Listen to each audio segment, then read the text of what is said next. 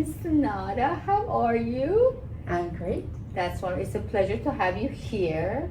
And we wanted it to let all of our viewers know about the wonderful work you've been doing for 11 years now. Is that correct? This is the 11th year. Yes, I remember when we started for 11 years for children from your foundation.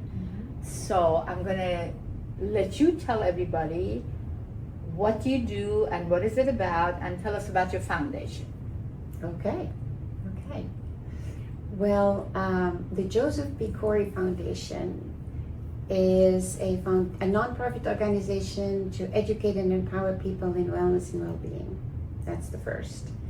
So the main program that has been so successful and is growing rapidly is the Gardens of Hope. Love that.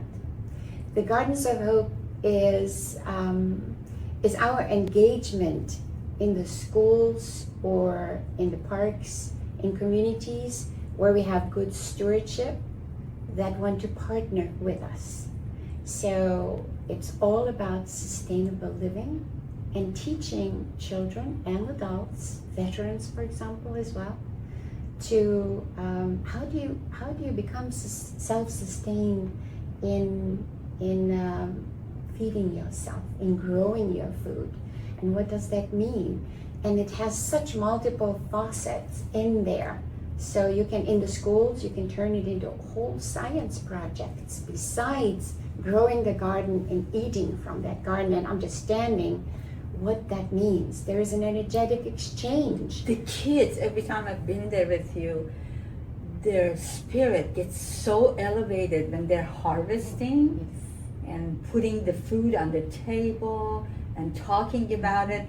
It's They're opening proud. up new doors for them about understanding that food doesn't come in a package. Correct. Yes. That's the main key. Yes. Because today's children, they don't connect the source. Where does this food come from? And how important it is to treat that growing, process, the food, with respect and in a pure way.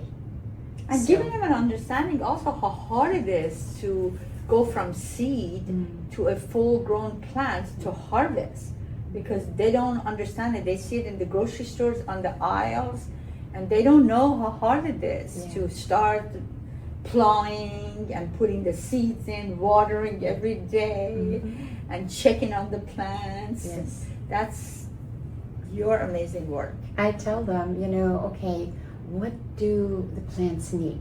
What do we need in order to create this healthy and successful garden, right? So of course it's soil and it's sunlight and it's water and it's air. They say air, and all of that. And then I say, do you think maybe your attention, your love has something to do with it? How would the plants respond to if you would sing to them or encourage them to grow? How about you? Do you want to be encouraged in all the things that you do? And of course they make that connection immediately and they love it. So many times you can find them actually praising the plants or singing to the plants and just being so cheerful. It elevates their energy too. It's not just talking to the plants, it goes both ways. Absolutely. Yeah, and then, and once the time comes that we can harvest something, or learning about companion planting, how plants work together. Yes. Well, we work together too, don't we? Right. So then tasting all what they grow. Most kids, they don't like, I asked them, how about kale? Have you ever eaten kale salad? Do you like it? And, they said, no, yuck, Nasty. like it. I've heard